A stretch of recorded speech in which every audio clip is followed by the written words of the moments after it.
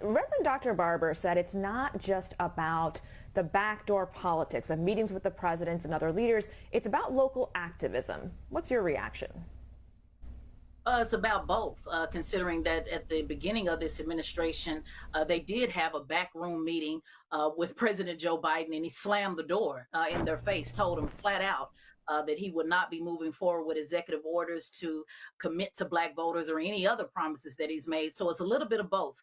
It's the activists on the ground, but it is more so those backroom meetings, because the activists have been screaming, they've been activating, they've been marching, they've been pleading, begging, singing hymns for the last several decades. The question now is, who is having the meeting? It was a poem that I did in 2014, and I said, I don't hear him making no noise on the national scene. Who reps my interests? So it is absolutely about who's in the back room, and it's time to expose those who have played this game, who have allowed this type of foolishness to happen, not just with the Build Back Better, but all of the things of the broken promises, not just to the Black community, but even today, once again, not delivering on a promise to cancel student loan debt of $10,000. Democrats, I give it to them. They don't know how to lose small. They know how to lose big.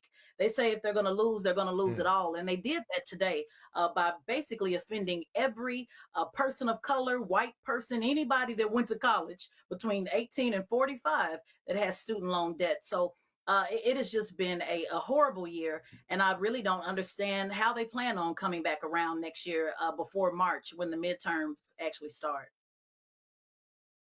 You know, Tesla, what you say is so appropriate when it comes to Democrats losing the ability to put forth great messaging. The Republicans seem to do it very well, and Senator Joe Manchin is taking a page out of their book, out of their playbook, because he's still doubling down on not agreeing with the progressives and moderates in his party. But here's something that I studied. Federal relief programs cut poverty in West Virginia, his state, by 71%. That's according to the West Virginia Center on Budget and Policy, based on numbers from the Urban Institute. That being said, why doesn't he go forward with realizing that he can help shore up a lot of people in poverty who live in his own backyard in West Virginia? I'm certainly not standing up for Joe Manchin, but Kelly, I respect people who are consistent, even if I don't like it.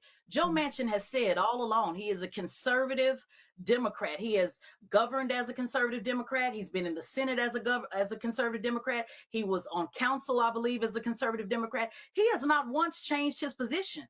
The question is, those who promised us that they would do everything necessary, including ending the filibuster. Cedric Richmond said it on the Breakfast Club before they were elected into this administration. He said, if we are not able to, well, one, they told us that we needed to elect VP Harris to be the tiebreaker, and we needed to get the Senate. Okay, so we did that. We have the House and the Senate. But then he said, even if that doesn't work, we will do what's necessary to end the filibuster. So I'm not concerned about somebody who has been consistently wrong, but he's been consistent. The question is, who has been lying to us?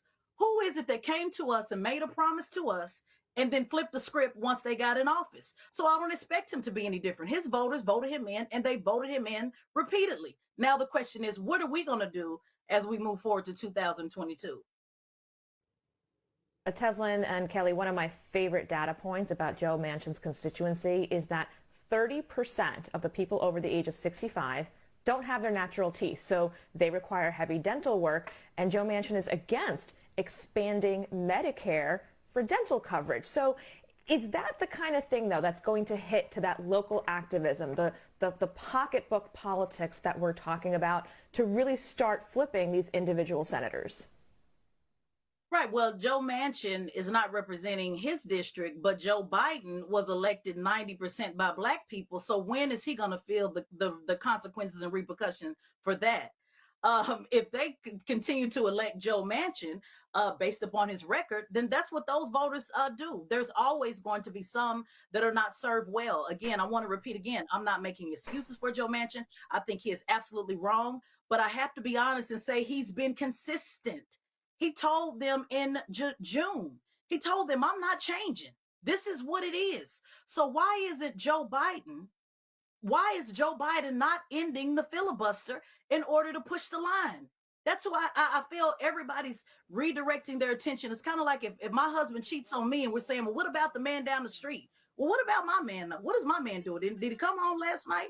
Did he pay my bills? So the Joe Biden is the Joe that I feel that I have the biggest problem with, more so than I do Joe Manchin, because that's who they elected and that's who they consistently elected. The only person that's getting away with flat out lying is this administration and the promises they made to us. So based on your analogy, which is a very good analogy, by the way, if Joe Biden is messing with the wrong people and not being faithful to the black people who put him in the office, it's time to do a mea culpa and say, I'm sorry, and come back home and make amends and get the job done. Does he have the will to do that? Well, I'll go even further with the analogy. You know, the old Al Green song, put it on paper. You know, it sounds great if you say something, but are you actually going to put it on paper? The progressives asked that Joe Manchin, remember, put it on paper. Say what it is that you're going to do and put it on paper. And they let that slide. They said, oh, no, we believe in Joe Biden. We believe that he has this special magic and he's going to be able to get Joe Manchin to get on board. So we're going to see if it was true. We're going to see if Al Green was right when they said put it on paper, or if this idea that this all of a sudden tooth fairy is going to come in and bring us put money under our pillow when the tooth fairy never existed in the first place. Joe Manchin is Joe Manchin. I want to know about Joe Biden. I want to know about VP Harris. I want to know about our local elected officials who are completely ignoring the fact that promises have not been made, who are ignoring the fact that voting rights we have restrictive access, who are ignoring the fact on redistricting, who are ignoring the fact that literally everything on the list that we asked for has not been done, not even addressed at the very least. That's the people that I have a problem with. And shout out, to Reverend Barber, who's out there and screaming, listening to the clip. He's almost losing his voice from singing and screaming. But it's time we start doing some swinging. And it starts in March with moving some of these people out of their seats.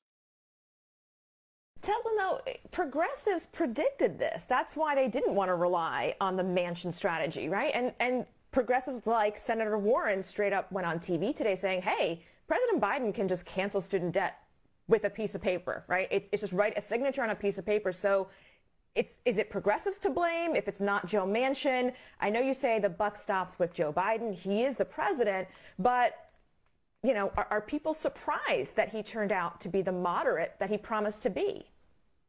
No, because he's been a moderate all along. So anybody that have paid attention to his history should not be surprised. I did a post today that said, if you ever thought he was going to cancel student debt, I have a bridge to sell you. The problem is that he got away with just flat out lying. And the same influencers, the same folks that were encouraging people to vote for Joe Biden should also be calling this out. Shout out to Senator Warren, who, yes, I just shared that clip, who actually is ending the myth, canceling the myth about debt cancellation. That's circulated for the last year of, oh, Joe Biden can't do anything. Remember when he pretended like he didn't know what was going on and said, oh, I don't know if I can do it. I have to look into it. The 19 other Democrats that ran against him said nothing about that to correct that. Finally, today, Senator Warren said something. I guess she's planning on running in 2024. I guess we'll see. So the problem I have is us pretending to not even call these things out. We don't have a problem with understanding that things change in politics. The problem is the flat out lying and the pretending and the turning the blind eye when it is obvious to us that the promises have not been made. So we're not blaming anybody per se. But if we are going to blame somebody, we're going to blame the man that said, quote, in unquote, I owe you black people. Remember, Jim Clyburn said, Joe knows us and we know Joe. So, Joe, where you at? Well, Tezlyn, you always bring it. You remind me of Frederick Douglass in so many ways about dealing with injustice, talking about you got to agitate. And that's exactly what you came here and did tonight. Thank you, Tezlyn Figaro, BNC political contributor. Thanks for joining us.